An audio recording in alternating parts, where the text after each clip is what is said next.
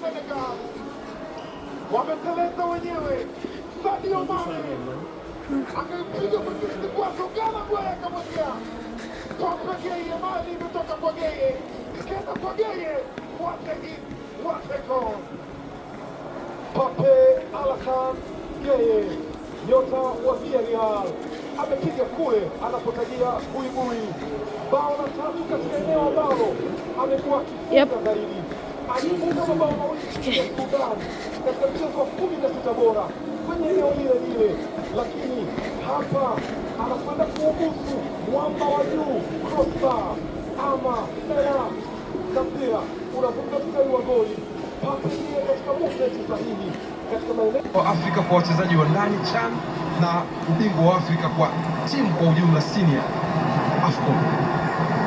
Na Mamadou Kamara naye anaweza kuweka rekodi yake, kabeba kombe la shirikisho Afrika Kabisa. Anakwenda kubeba pia na AFCON, mambo yakienda vizuri, lakini pia beba ubingwa wa ligi kuu ya Morocco Kabisa. Botola Pro League. Yes.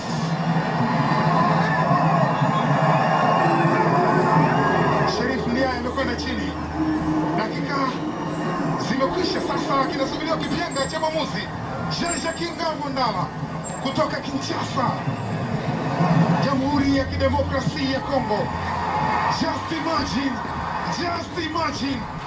Just imagine, vuta picha, pata picha.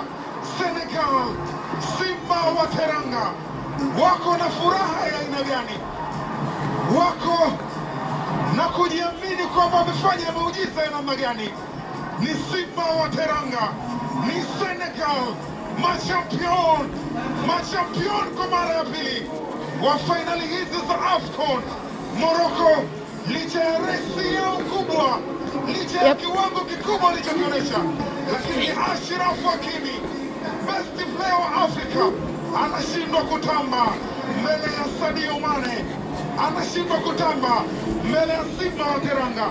The Atlas Lion wanakuja kumaliza mwendo kwa namna mbaya kabisa. Ni timu ambayo inalalamikiwa vya kutosha, lakini mwisho wao haujawa mzuri. Ni Simba wa Teranga, ni Senegal kwenye kizazi bora kabisa, kwenye best generation ya Senegal.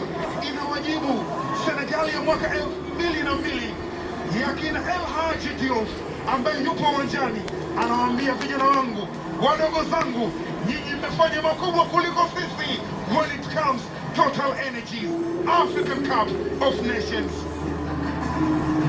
Samuel Eto'o alikuwa akiwasindikiza Kameruni kila mechi, hawakuwepo mpaka fainali.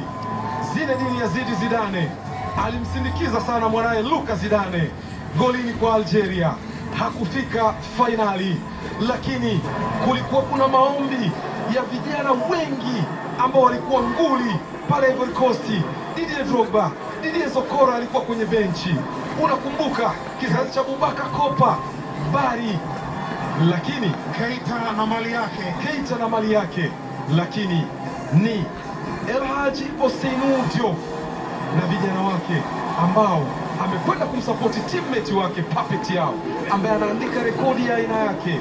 Bingwa wa CHAN akiwa kwenye benchi la ufundi, bingwa wa AFCON akiwa kwenye benchi la ufundi.